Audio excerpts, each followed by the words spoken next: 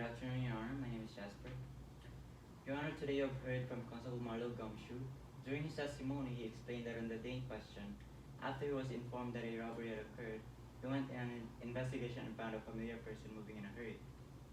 He encountered that person for about a minute, which is enough time to identify a person, and so he spoke with reliable informants, and after finding 12 photographs, he knew with absolute certainty that Kim Magnum was the familiar person he saw at the bridge. You also heard from Jay Cashman, who testified that Kim Magnum communicated with him by giving a note that says, "I have a gun, I do not want to have to shoot you. Give me all your money and make it fast," which caused Jay Cashman to receive a threat of being murdered. He also believed that he was in grave danger because of the handgun Kim Magnum was carrying, which proves that Kim did use a firearm in robbing Jay. Whether or not the gun was real doesn't matter here. The threat is what does. Mr. Cashman also saw all 12 photographs, and he identified Kim Magnum out of all those individuals. While on the stand, Kim Magnum, the accused, testified that he was gone for about 45 minutes. He also said he went to the plumbing supply store, but it was closed.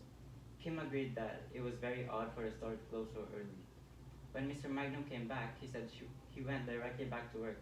However, he did not get the supplies needed for him to do the work.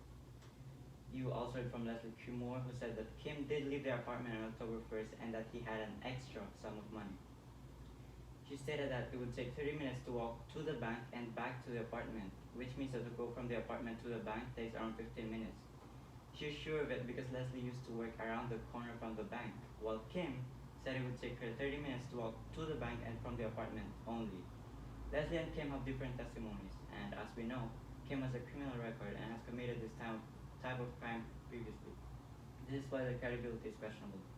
Now, Kim said he was gone for about 45 minutes, and according to Leslie's statement, it takes 30 minutes to go to the bank and come back to the apartment since she worked near the area. We have no proof that Kim actually went to the store.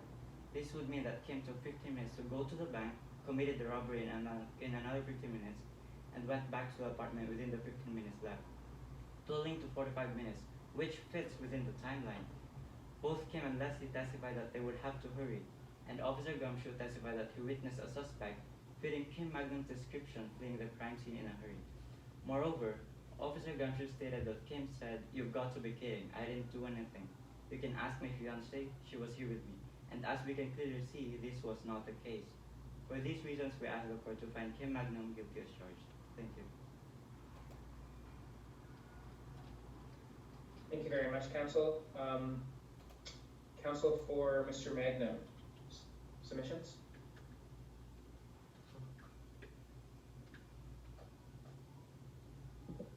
Oh, you're on mute. Oh, sorry. Oh, sorry about that.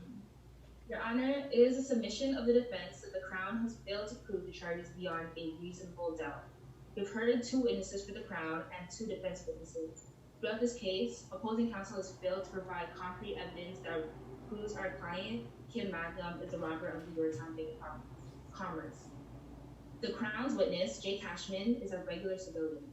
He was just doing his job when his life was put in danger. He was understandably frightened and shocked, and according to Cashman himself, in a different headspace automatically. Although Cashman was trying his best to help with the development of his investigation, his recollection of the witness and even the events are unreliable. His description of the suspect is so vague, it could apply to literally millions of people. Average build,